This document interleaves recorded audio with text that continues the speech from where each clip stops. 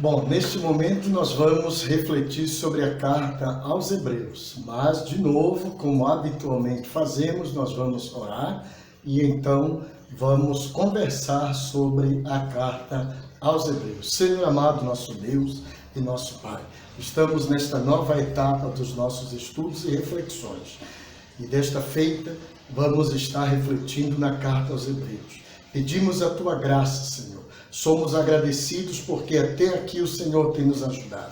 Somos agradecidos porque a Tua mão tem estado sobre nós, nos guiando, nos sustentando e nos conduzindo. Permita, Pai, que consigamos dar mais um passo em direção ao Teu conhecimento e ao crescimento na graça e no conhecimento do Senhor. Toma-nos nas Tuas mãos e faça-se a Tua vontade. Em nome de Jesus. Amém. Muito bem. Agora nós vamos refletir a carta aos Hebreus, né? Quando nós falamos de carta aos Hebreus, muitas pessoas imediatamente trazem à mente Paulo, o apóstolo. Contudo, é importante dizer que não se sabe quem escreveu a carta aos Hebreus. Muito embora uma boa quantidade, uma enorme quantidade de estudiosos e crentes em geral, entendam e aceitem que Paulo tenha escrito esta carta, não é possível saber exatamente. Não é possível sequer saber quem foram os destinatários originais, nem onde eles viviam, nem onde eles estavam. O que se sabe, portanto, é que esta carta tem todo o indicativo de que ela se dirigiu a um grupo de cristãos de origem judaica. Por isso, o título da carta aos Hebreus. Esses cristãos estavam passando por momentos muito difíceis, perseguições, prisões, tribulações, além do que havia aquela insistente perseguição por parte de judaizantes que diziam que os cristãos deveriam cumprir os ritos da lei mosaica para poder alcançar a salvação. Então, eram lutas muito grandes, desafios muito grandes que eles enfrentavam. Alguns deles estavam já na cadeia, outros estavam sendo perseguidos. Então, era um clima difícil para eles. Difícil. Eles queriam, sinceramente, servir a Cristo e seguir a Cristo, mas a sua fé era rasa, faltava conhecimento, faltava um pouco mais de estrutura, de solidez para conseguir enfrentar toda essa situação. Daí porque que boa parte deles estava abandonando a sua congregação, deixando de congregar.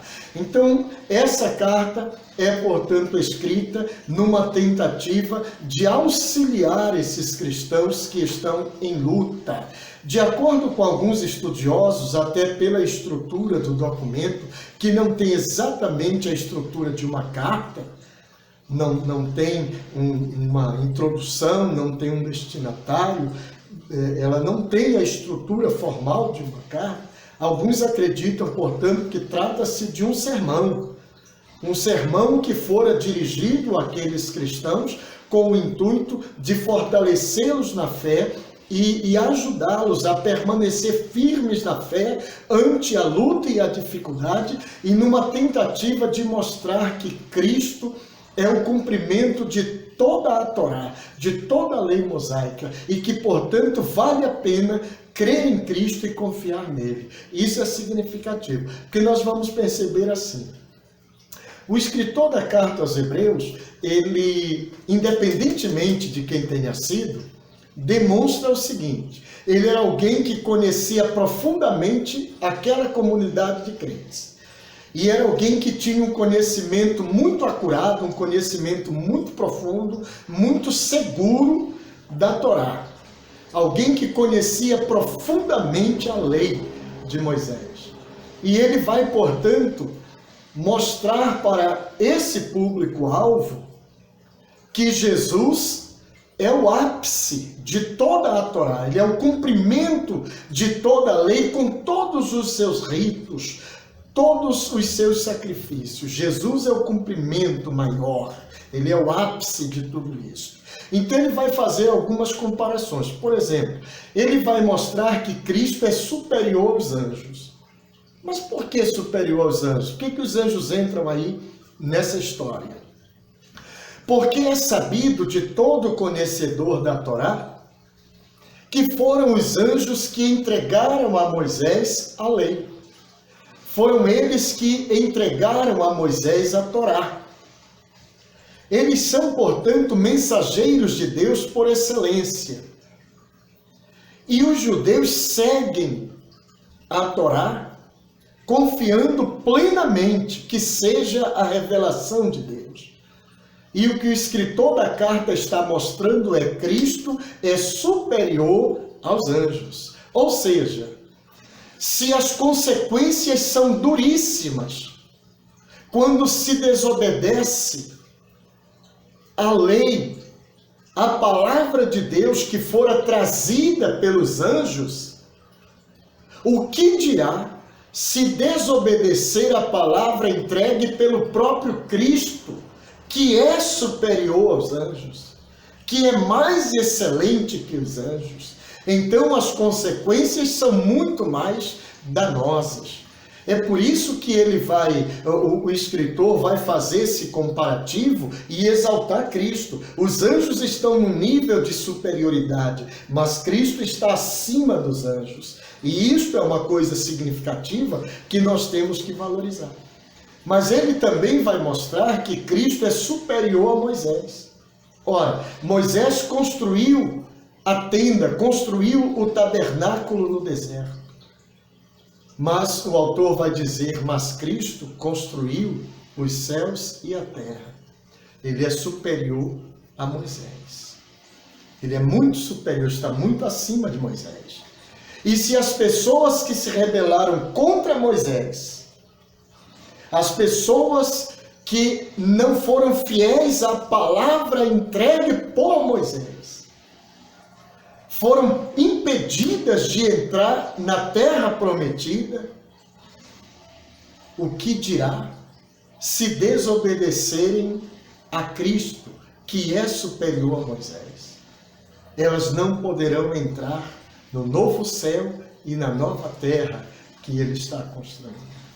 Então ele está mostrando, o autor mostra àqueles crentes que nesse momento o que vale a pena é seguir a Cristo, servir a Cristo e temer a Cristo. Isto é que é significativo, isto é que é importante. E se eles valorizam os anjos e dão importância a eles, então deem maior importância a Jesus, porque ele é superior aos anjos.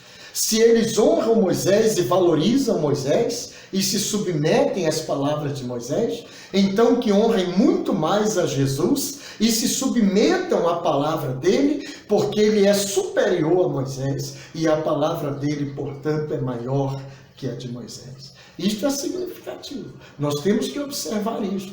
Mas ele também vai fazer uma comparação com o sacerdócio.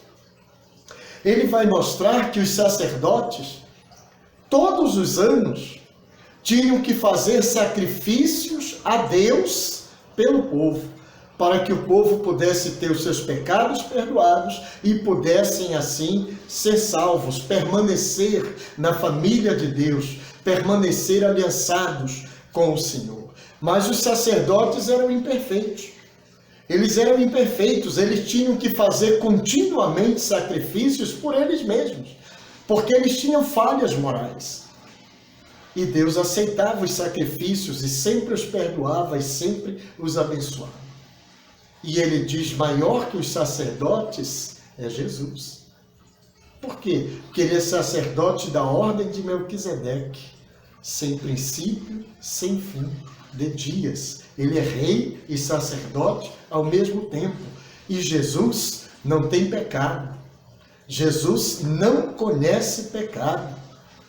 Então o sacrifício dele não é só por aquele que entrega o animal para ser sacrificado e tem a sua vida abençoada. Mas o sacrifício de Jesus é maior, é por toda a raça humana, em todos os tempos e em todas as épocas. Nunca mais terá que ser sacrificado novamente. Então ele faz essa comparação, mostrando que ele é superior aos sacerdotes da primeira aliança. Isso é significativo, como ele também é o próprio sacrifício vivo, que é superior a todos os sacrifícios que foram feitos e que foram ordenados pela lei de Moisés. Mas todos os anos aqueles sacrifícios tinham que se repetir. Jesus foi sacrificado de uma vez por todas para salvar toda a humanidade. Então, o sacrifício de Jesus é superior aos sacrifícios da primeira aliança. Então, o escritor da carta está mostrando por que vale a pena seguir a Jesus. E que nós não temos a necessidade de voltar atrás, lá na velha aliança, e repetir todos aqueles rituais, todos os anos, o tempo todo, todos os meses, todos os dias. Não há necessidade disso. Porque Jesus já trouxe uma aliança nova. Uma aliança que difere daquela. Essa aliança que Cristo trouxe e que selou com sangue, sendo o seu próprio sangue, é uma aliança eterna. Nunca mais ninguém terá que ser sacrificado para se reconciliar com Deus, porque Jesus já foi sacrificado de uma vez por todas. O que temos que fazer agora é crer nele, confiar nele para seguir em frente. Esse é o ponto, esse é o aspecto.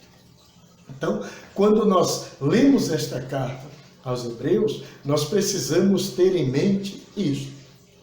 O autor da carta, seja lá quem for, o autor desta carta, ele estava preocupado com o fato de aqueles crentes estarem abandonando a fé, por causa das perseguições, por causa das lutas que eles enfrentavam, por causa da pressão que os próprios judaizantes faziam, ter que sacrificar animais, ter que fazer todos aqueles ritos legalistas da Torá, ter que passar por tudo aquilo para que o seu culto pudesse ser aceito por Deus, para que a sua vida pudesse ser abençoada por Deus. Então, ele tenta desfazer esse equívoco, mostrar que isso é um engano. Jesus veio para cumprir literalmente todos os ritos da lei. Tudo aquilo que a Torá ensinou, tudo aquilo que a Torá revelou, eram apenas sombras de uma realidade que viria. E essa realidade é Jesus, que já veio. E que, portanto, uma vez tendo chegado à realidade, eu não preciso mais da sombra. Eu não preciso mais da representação, porque eu já tenho o real. E o real é Cristo. O real é Jesus. Então, ele vai mostrar para os seus destinatários que o que vale mesmo é a fé em Cristo. Porque só Jesus é o autor desta fé. E só ele é o consumador, é aquele que conclui todo o processo de salvação. Só ele. Os animais que foram usados em sacrifício não foram suficientes, não bastaram.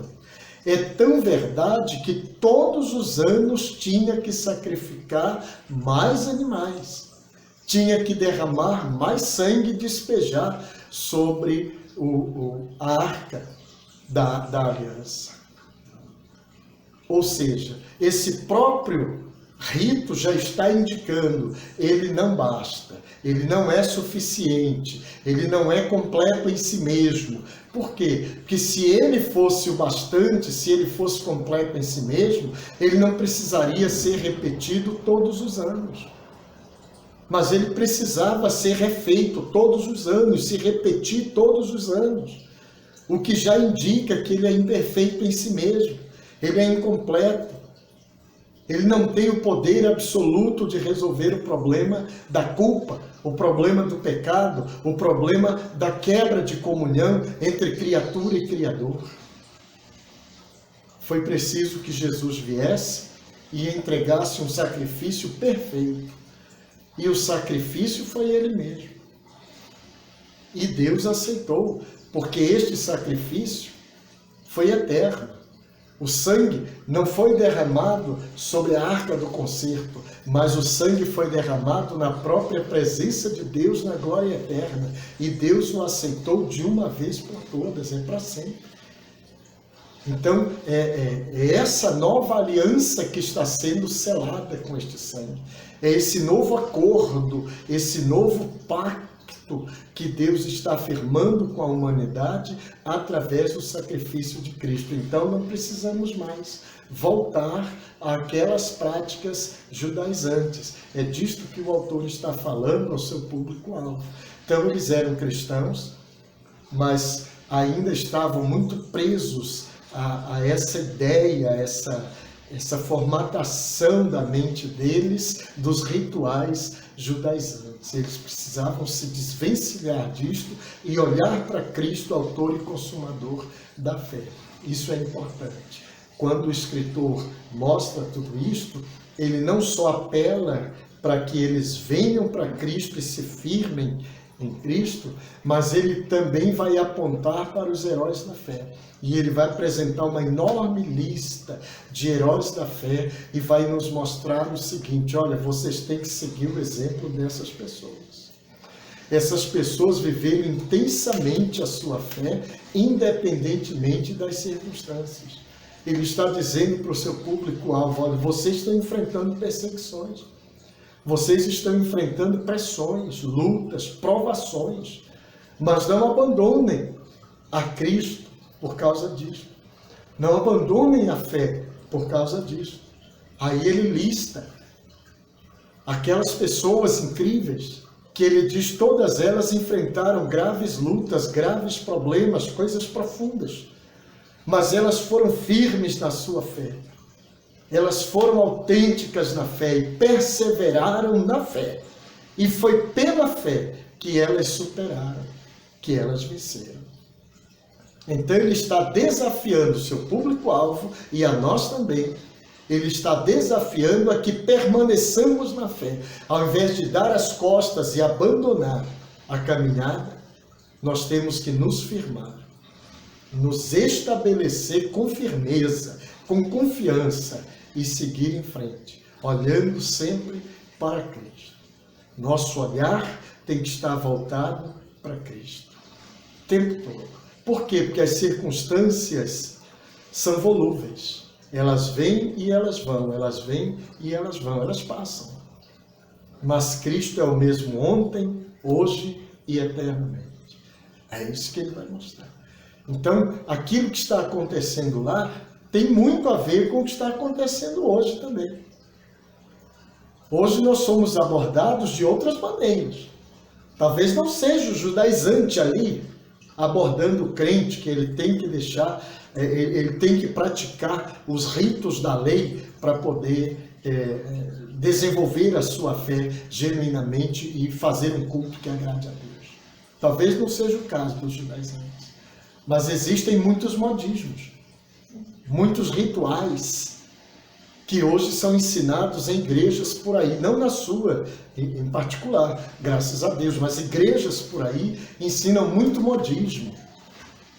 É muita coisinha que a pessoa tem que inventar, tem que fazer para poder ajudar na fé, uma espécie de muleta espiritual. Precisa disso. A Escritura diz que é pela fé, a salvação é pela fé. Pela graça sois salvos por meio da fé. Então, o autor da carta aos Hebreus está trazendo o povo a uma reflexão para entender que todos esses rituais, agora que Cristo veio e que Cristo é uma realidade, não necessitam mais, eles não são mais necessários. Eles foram porque Cristo não havia chegado, o Messias não havia chegado. Então eles foram necessários, eles não são mais. Não são mais, porque o Messias já está aqui. E agora é com ele. Agora a palavra é a dele, a lei é a dele, o sacrifício é o dele, a garantia quem dá é ele. E aquelas pessoas do passado que exerceram a sua fé servem de exemplos para nós, por isso são chamadas de heróis da fé. São pessoas que venceram as lutas, venceram as tribulações, venceram os impasses, somente pela fé, porque creram e confiaram no que creram. Eles são, portanto, modelos de fé para nós. E o escritor está falando isso para aqueles crentes. Não abandone a sua congregação, não. Não abandone a sua fé. Não abandone a sua caminhada, porque a luta é grande, porque o desafio é grande, porque a prova é tremenda. Não abandone. Agarre-se à sua fé e vá em frente, porque o Senhor garantirá a vitória, mas você precisa ir em frente, porque a vitória lhe aguarda lá adiante. Se desistir aqui, não recebe a vitória. Esse é o ponto. Então existem coisas a considerar.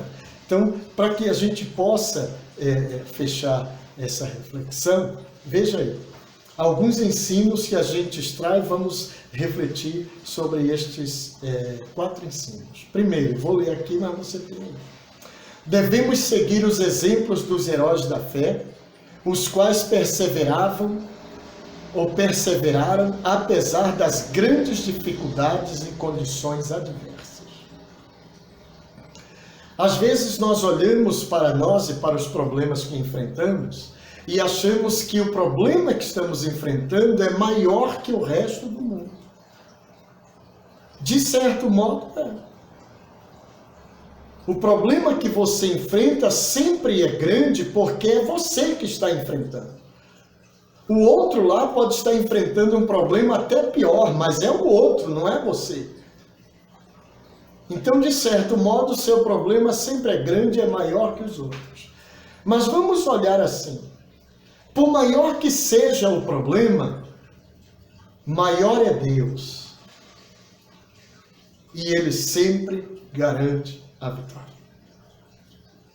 Então, não olhe para o problema do outro, olhe para o seu e olhe para Deus. Quem é maior? É o seu problema ou é o seu Deus? Maior é Deus. Então, o que o autor da carta está dizendo, que vale para nós. Vamos olhar para esses heróis da fé, mirar neles e enxergar neles uma lição de vida. Enxergar um exemplo a ser seguido. Os problemas foram tremendos que eles enfrentaram. Nunca jamais visto na história da sua época. Mas eles foram fiéis até ao fim. Cantando, chorando, gemendo, não interessa. Eles persistiram, permaneceram e venceram. A carta aos Hebreus está falando disso. O autor não está aqui, de maneira alguma, diminuindo a importância da luta que o seu público-alvo está enfrentando. Ele não está diminuindo a importância do desafio que esse povo está enfrentando. Muitos deles estão sendo presos por causa da fé em Cristo. Eles estão sendo perseguidos, torturados, pressionados de todas as formas, inclusive pelos seus co-irmãos judaizantes. Então não é uma coisa pequena, não é algo para se olhar com descaso. É significativo. Mas o que o autor está dizendo, o autor da carta, é: apesar de a sua luta ser grande, ter essa dimensão toda, maior é o Deus em quem você crê. Maior é o Deus a quem você serve. E Ele tem uma vitória para dar, mas você precisa ter fé. E, portanto, permanecer nessa fé, sem ir para a esquerda, sem ir para a direita. Claro, menos para a esquerda, não é? Não vá nunca para a esquerda, mas não é o caso. Ele está dizendo, não se desvie nem para um lado nem para o outro. Não se desvie de jeito nenhum e vá em frente.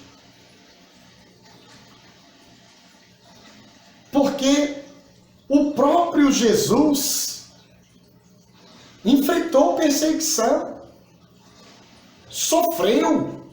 Pensa bem, ele foi crucificado. A morte dele foi uma morte cruel, de tortura. Mas Deus o ressuscitou e Deus o fez Senhor e Cristo.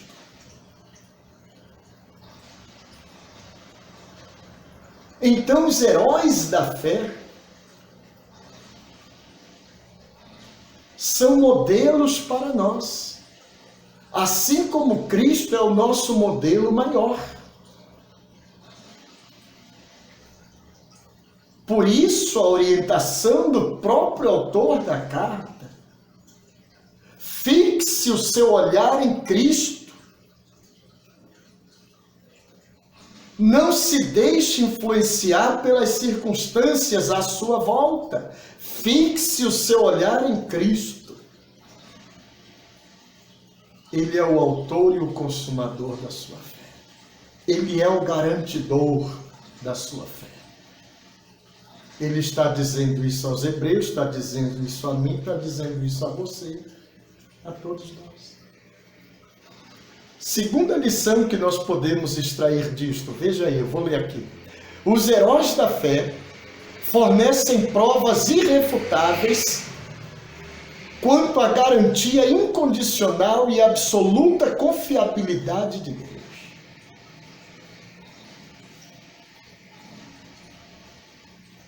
Se o homem é falho,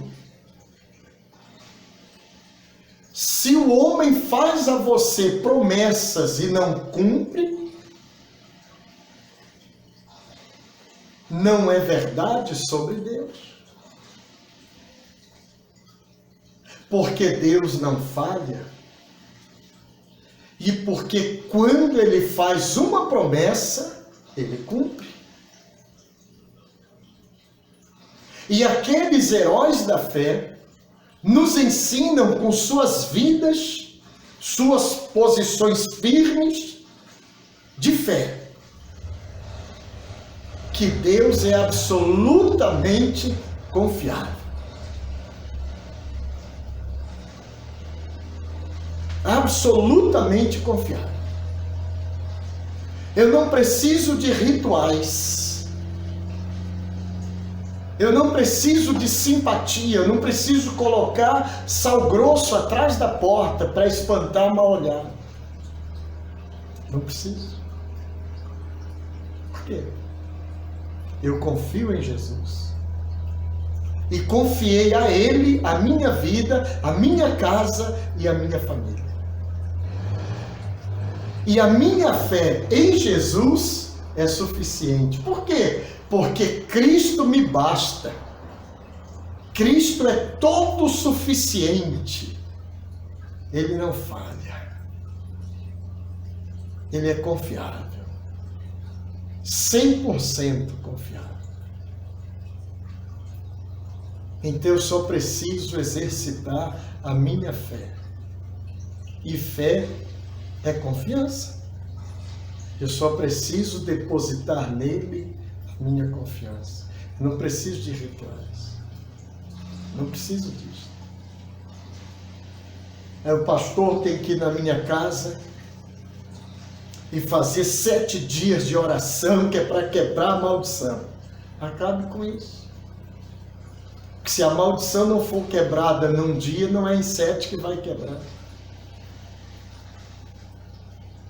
Porque a fé é instantânea. Se eu tenho fé para Deus me abençoar agora, é agora. Eu tenho que confiar em Deus. Confiar nele.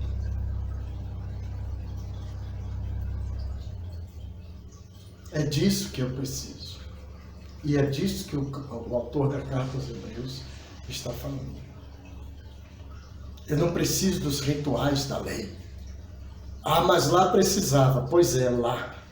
O Messias não tinha chegado. Mas o Messias já chegou. E os rituais da lei foram importantes para me conduzir até o Messias. O Messias chegou. Agora o que importa é ele. E eu tenho que ter fé nele. Depois, devemos nos manter firmes em nossa confiança nas ricas promessas de Deus, independentemente das circunstâncias. Se Deus prometeu, Ele vai cumprir. É simples assim. Se Deus prometeu, Ele vai cumprir. Te aquieta, te acalma, confia nele. Agora é claro que é diferente. A pessoa às vezes acha que Deus vai cumprir o que ele disse no dia e na hora que a pessoa determinar. Do jeito que a pessoa determinar. Ah, porque eu falei com Deus e disse que eu quero uma resposta em 7 dias. Grande coisa. Isso não quer dizer nada. Porque a soberania de Deus, quem decide quando vai te responder é Ele. E necessariamente a resposta dele não quer dizer consentimento ao que tu queres. Às vezes a resposta de Deus é um não enorme para ti. Em letras grandes, não. Mas é uma resposta. Ah, mas eu orei, pedi uma resposta e Deus disse não. Pois não é uma resposta. Às vezes ele vai dizer sim.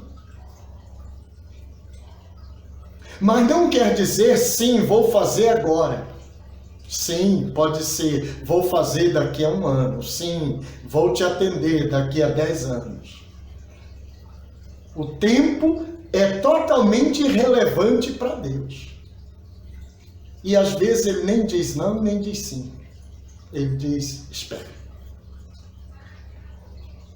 Ah, mas eu não sei se ele vai acatar ou não. Ele mandou esperar. Pois então espere.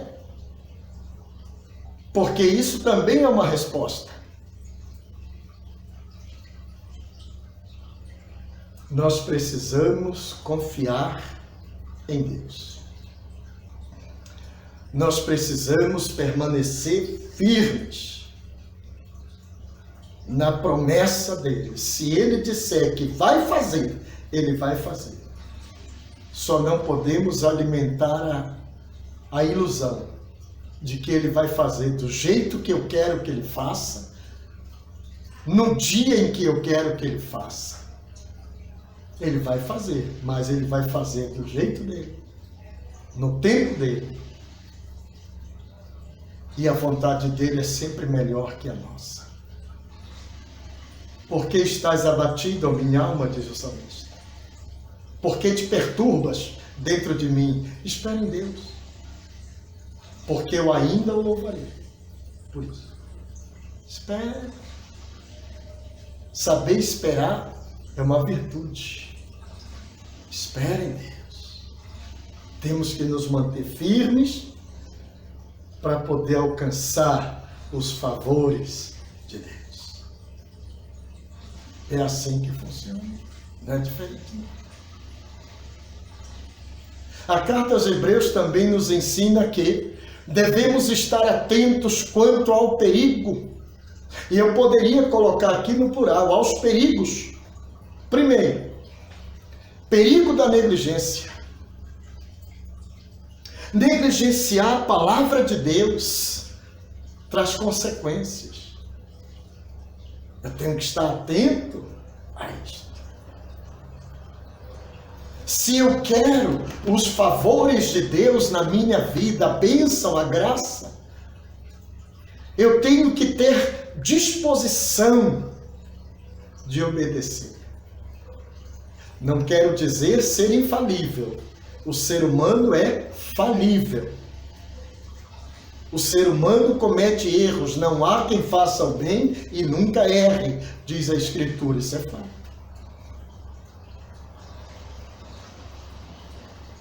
Mas a Escritura e a carta aos Hebreus, quem diz?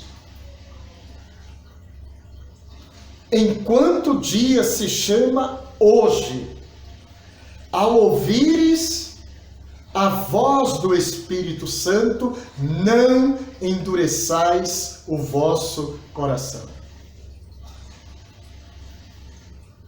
Eu tenho que estar atento ao perigo de negligenciar essa voz que eu escuto do Espírito Santo. Porque negligenciar a palavra de Deus, a vontade dele para mim, às vezes é uma vontade para a minha vida no todo. Às vezes é uma vontade de Deus para a minha vida no hoje, no aqui e no agora. Porque existem coisas que são absolutamente temporais. E Deus manifesta a vontade dele para ser feita nesse momento. Mas às vezes ele manifesta a vontade que é para ser feita ao longo de toda a vida. Cuidado com o perigo de negligenciar. Aquele povo estava negligenciando. Mas são tantas lutas, tantas provas, pois é. Mas se tu negligenciares a palavra de Deus, isto só vai piorar. E as consequências serão muito mais desastrosas na tua vida. Então, em meio à luta, à prova, é bom negócio atentar para a palavra de Deus. Não negligenciar. Devemos estar atentos ao perigo da incredulidade. Porque às vezes nós somos tentados a não crer. Por quê? Porque nós estabelecemos para nós um prazo e achamos que isso vale para Deus. Ah, mas eu já pedi faz um mês e Deus não abençoou. Deus não atendeu, Deus não respondeu. Aí eu perco a minha fé, deixo de confiar. Sim, mas que tu pediste um mês e daí, grande coisa. O tempo não existe para Deus. Ele vai te responder quando Ele quiser. Quando Ele decidir que chegou o momento, chegou a hora. Não é agora, só porque tu queres. E às vezes a pessoa perde a fé porque ela estabeleceu um prazo e não Deus. E dentro desse prazo, o que ela queria não aconteceu e ela perde a fé. Ela deixa de crer, deixa de confiar. Não faça isso. Não crie esse embaraço para você mesmo. Não faça isso. Não seja tolo, não seja tola. Confie em Deus. Ele sempre sabe o que faz e sempre sabe o que é melhor para cada um de nós. Eu fui atacado na rua, não foi por um cão, não. Foram 12 cães. Era um apostolado de cães. 12 cães.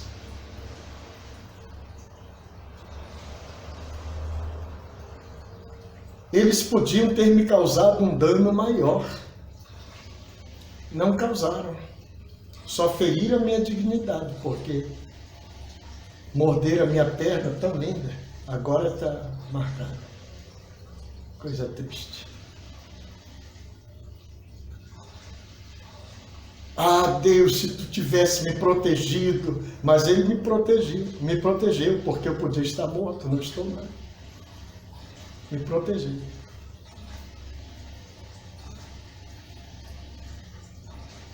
Aqueles cães podiam ter me matado, podiam, mas não mataram, não é? Eu estou aqui. A minha fé é a mesma. Não mudou. Então, cuidado com o perigo da incredulidade. Cuidado. Porque nós somos provados e somos tentados. Cuidado. temos que estar atentos também quanto ao perigo da imaturidade espiritual. Menino na fé. Menino na fé. Pessoas que ficam tolas. O tempo vai passando, mas não amadurece. Ficam tolas. Precisam ser paparicadas o tempo todo. Pessoas mimadas na fé. São imaturas. São imaturas. Aquelas que, se você não der um tapinha na costa, ela não vai mais para a igreja. Se você não passar por ela e a cumprimentar, ela não vai mais para a igreja. Ela passou por mim, nem falou por mim. Não vou mais naquela igreja. Coitado. Não cresceu, não amadureceu. Qualquer coisa fica emburradas. Faz beicinho. Faz birra. Imaturo na fé. Pessoas imaturas na fé. Isso é imaturidade espiritual. A provação vem para nos aperfeiçoar e nos levar à maturidade. Nos levar à maturidade. Nós precisamos aceitar a prova, aceitar a luta, porque ela vem para nos depurar, para nos lapidar, para nos tornar melhores do que somos. Homens melhores, mulheres melhores, pessoas melhores, pais melhores, líderes melhores. São as provas do dia a dia que vão calejando e tornando a pessoa pronta para enfrentar coisas piores e vencer. Senão nós seremos pessoas imaturas, idiotizadas. Não podemos. Cuidado com esse perigo. É um perigo real. O perigo de deixar de perseverar. Perseverar é continuar firme no mesmo propósito e no mesmo ânimo. Há pessoas que se desanimam por tudo, com tudo e qualquer coisa. Coisas todas. Digamos, tenho aula, sábado. Aula de teologia. 2 horas da tarde. No mais tardar, 14 horas.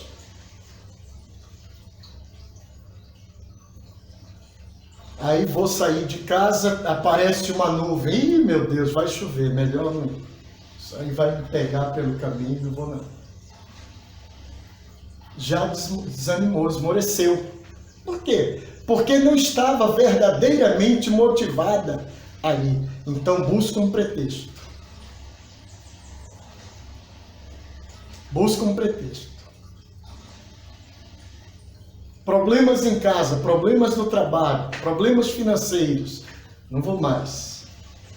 Quando as coisas melhorarem, deixa eu te dizer, as coisas nunca estarão melhores o suficiente a ponto de nos isentar de problemas e de dificuldades. Eu sempre cito o caso do irmão Abreu. Mas eu gosto de citar o caso dele, porque para mim, pelo menos, ele é um exemplo. Ele trabalha absolutamente distante do local onde a aula de teologia é oferecida. O curso de teologia é oferecido. E ele trabalha até o horário do início da aula. Mas mesmo assim, chegando 1h30 aproximadamente, 1h30, depois do início da aula, ele sempre está lá todo sábado. Para mim, isto é um exemplo. Porque eu não sei se eu teria esse mesmo ânimo que ele tem, mas ele tem. Então, quando eu olho para ele e vejo essa atitude, eu penso, eu não posso deixar de ir. Não posso deixar de ir. Enquanto aquele irmão estiver lá, eu não posso deixar de ir, porque ele é uma motivação, é um exemplo. Isso é significativo. Por quê? Porque ele não deixa de ter perseverança. Isso é perseverança. Porque o cara trabalhou o dia inteiro, está cansado. E mesmo assim ele vai. Não vai nem em casa, ele vai direto para a aula. Ele não sabe, mas ele está me motivando. Ele não faz com essa finalidade, mas ele está me motivando a não negligenciar, a não deixar de continuar firme, a perseverar. São esses modelos que a gente tem que olhar e se inspirar. Mas é uma coisa tão simples, é simples, mas não é todo mundo que faz isso. Pessoas desistem por muito menos. Desistem do curso, desistem da vida, desistem da fé, desistem da família, desistem do emprego, desistem de viver. Por muito menos. Então, o perigo de deixar de perseverar é real. As lutas quando vêm, as pressões quando vêm, induzem, empurram a pessoa a desistir. Mas você e eu não podemos desistir, seja lá qual for o desafio. Temos que continuar firmes, porque temos um propósito diante de Deus. Temos que continuar firmes.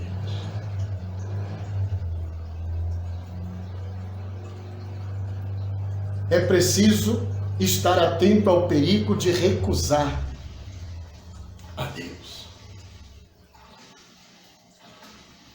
Dar as costas para Deus. Rejeitar Deus. Não quero saber. Cuidado. A vida já é dura com Deus. É pior sem Deus. Só quero te dizer. Por mais difícil que a vida seja, por maior que seja a luta, é isto que a carta aos Hebreus nos ensina. Por mais profundo que seja o sofrimento, a vida ainda é muito melhor com Deus. Sem Deus, não temos nenhuma chance. Então, o perigo de rejeitar a Deus é muito grande, porque quando a luta vem e bate forte, nós tendemos a querer dar as costas para Deus. Porque criamos uma falsa ideia de que uma vida com Deus é uma vida isenta de lutas, isenta de problemas, isenta de provas. Mas isso é uma ilusão. De fato, isso é uma inverdade. É uma falácia.